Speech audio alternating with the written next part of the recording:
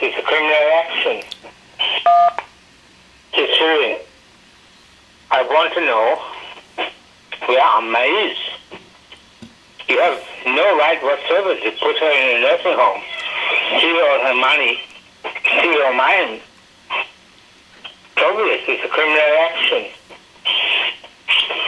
When I was in October, I had to be admitted to the PA hospital because I was paralyzed from the poisons. I almost died. She only said you were at death's door. And she asked me if it was okay to tell you. I said it was. You didn't come and see me in the hospital. You didn't even ring me then or later. But you employed your thug, Kasamasi, to remove my taps. Remove my taps. Then, India Khan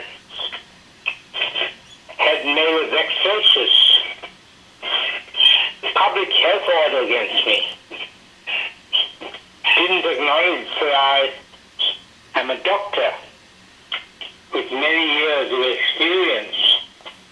She calls me Mr. Senewiratne and Romy. Didn't acknowledge that I had a bird sanctuary and a business called Gondwana Enterprises, neither have you. It's got thousands of views and likes. Dr. Rom's bird sanctuary. Thousands. I also have established the world's first virtual university network. I did 10 years ago. 10 years ago. You haven't acknowledged it. And what's more, in 2015, there were parties to my business's destruction and attempted murder of me. To such cowards, you and Brian, trying to get other people to assault me. And Brian has given away his modus operandi because he accused the Sri Lankan and Australian governments of what he does himself. Abused basic human rights, he says. Right. Torture them, drive them mad, and get them to kill themselves. He said that. You can see it on the internet. He said it in the USA. And 3 months ago, he celebrated his 91st birthday when you wrote a defamatory letter about me to the Holland Park Magistrates Court. You expressed concern that it could shorten his life, the stress that I was putting him through. But of course you did not care or mention the stress that I've been put through by locking me up over and over again, robbing me, stealing my children, stopping me from working as a doctor, ignoring my work, disgracing me, defaming me. You rang everyone, all my friends, and told them not to have anything to do with me. Back in 1995, and you first conspired against me. It's Robert Percy, Brian, and Trevor and Bakumal Kulsinger. Robert Percy claimed to be on the form. He was recorded as my treating doctor. Treating. And next of kin. He was neither. He then stole my passport to stop me from leaving the country. My father has written it. My father wrote that I would take Ruby or not go at And then I am To end, press hash. To cancel, press star. To listen, press 1. Message sent. Goodbye. My father wrote that Ruby's behavior was regressing. She was 2 years old. Because of me, rather than, she said she was wetting her bed again. It was out of stress, but it was stress because I was taken away from her. My father then said that his latest obsession is his 2-year-old child. He's passionately attached to this kid.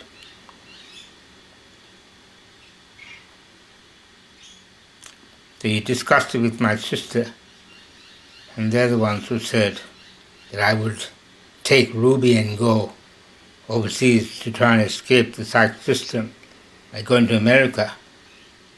I had no plan whatsoever to go to America.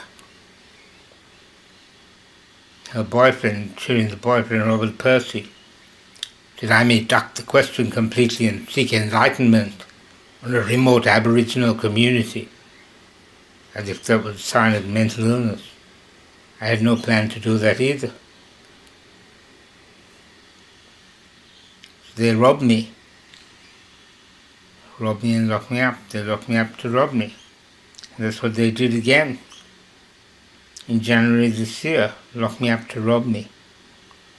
They done it over and over again. They did it in 2015, when they took all my property and put it into storage and convinced my mother to sell our house, my house,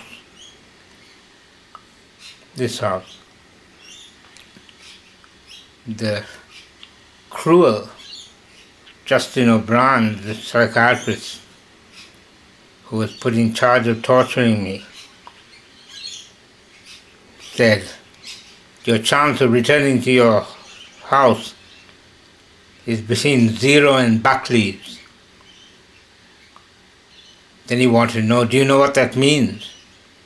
I said, yes. He said, what? They tortured her, like the O'Brien in 1984. This Justin O'Brien was a Mormon, Church of Latter-day Saints, and his Facebook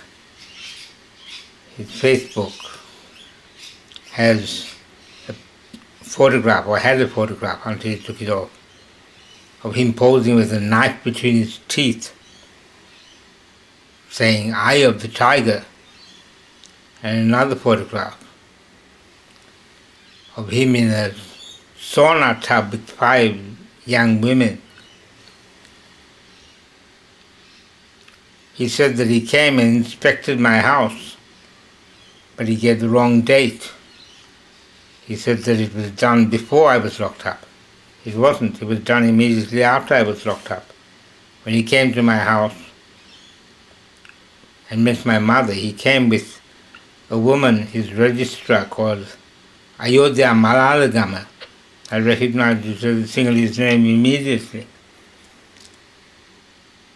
She lied and told me that she was Indian. She actually graduated at the University of Pennsylvania, where my father used to work. He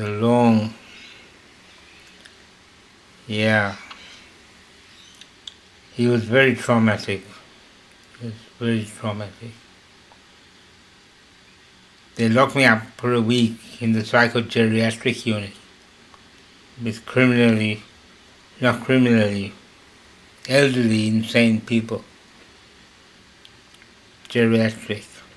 I was 55. They locked me up there to humiliate me as much as possible. And the people who were involved in it were Paul Schneider and the Varghese family. I was put under Daniel Varghese, who's the nephew of Paul Varghese, who I studied medicine with, I regarded him as one of my closest friends. Terrible betrayal. he had Daniel Varghese, an arrogant man. They've set up a whole private company called Varghese Psychiatry, all the brothers. Peter Varghese is the Chancellor of the University of Queensland. Paul Varghese has been Director of Geriatrics at the PA Hospital for more than 20 years. I gave him my thesis on schizophrenia, 400-page thesis, and my work, a little booklet on prevention and treatment of dementia using holistic psychological principles. His only comment, but it's not very scholarly, is it? And I asked him to give my book, The Politics of Schizophrenia, to his wife, because she had been diagnosed with breast cancer, and I had written some stuff in the book about methotrexate, which is a cytotoxic agent that's used in breast cancer treatment. Paul Varghese didn't give it to his wife. He gave it to his evil older brother, Frank Varghese. Frank is not his name is Thomas, but he goes as Frank Varghese. And he's the father of Daniel Varghese. Frank Varghese was a colleague of my father and sister at the Princess Alexandra Hospital. He had a job as Director of Psychiatry. Just blatant nepotism. So Daniel Varghese tortured me for 2 months. When I asked to see him on a Thursday, he said, "I'll see you on Tuesday." He charges more than $500 an hour for his time. I told Nigel Lewin, Daniel Varghese charges $500 an hour. And he said, and the rest. So Daniel Varghese gets paid $500 an hour, and I get paid $1,000 every 2 weeks on a pension that I was forced to go on by the Alfred Hospital when I was 39 years old. A guy called Tejpal Singh, an Indian spy for the British, trained in England, and then came to Australia. He was an ophthalmic surgeon and an eye surgeon. And I was put under Tejpal Singh as the registrar, and another English woman, Kim Jenkins, as the consultant. Kim Jenkins was later promoted to becoming the president of the Royal Australian and New Zealand College of Psychiatrists, even though she's British.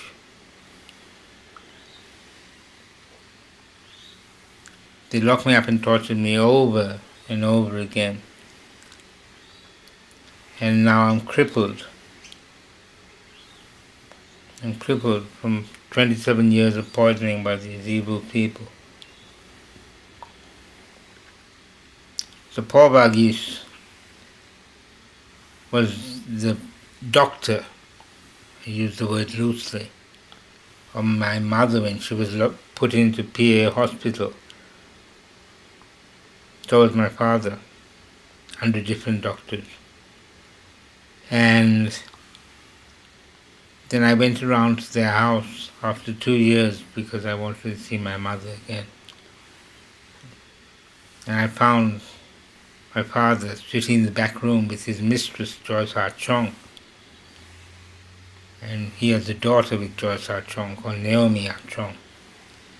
Naomi has a little son who is there in the house.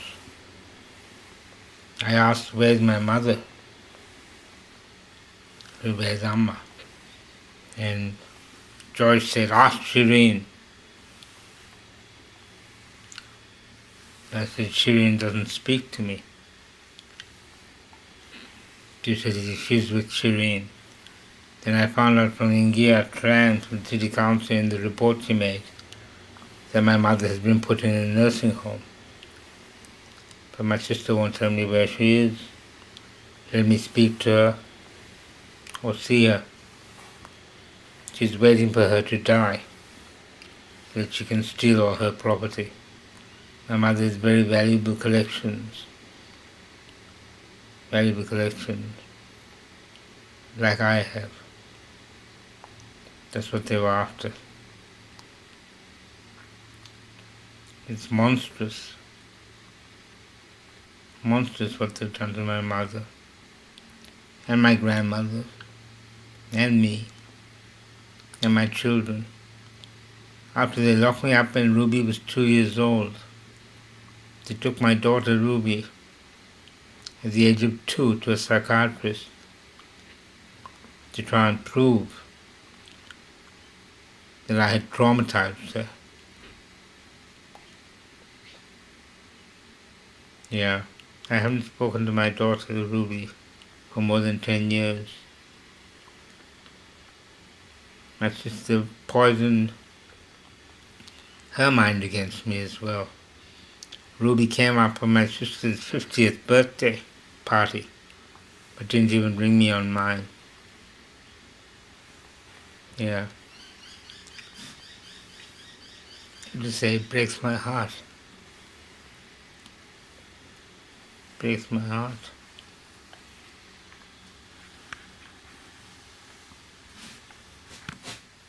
That's Ruby. And me. They said that Ruby's squint was genetic. It wasn't. It was because of the trauma of having me taken away from her. Shortly before that, about 6 months before that, her mother and I and Ruby went to Java, Indonesia. Ruby got pneumonia. She had a temperature of more than 39 degrees for 4 days. She clung to me for the whole 4 days, 5 days. And whenever Susan came near her, she said, "Go away, Mommy, go away." I don't know what to do to her. Susan Ellis is from a Masonic family. And she told me that the Masons look after their own. The Masons look after their own. My grandfather, Princess Alexandra, was initiated as a Mason, but he left the organization. He didn't like it. Yeah.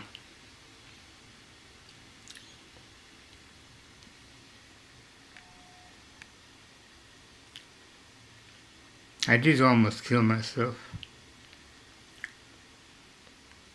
I felt like it when they took my children off me.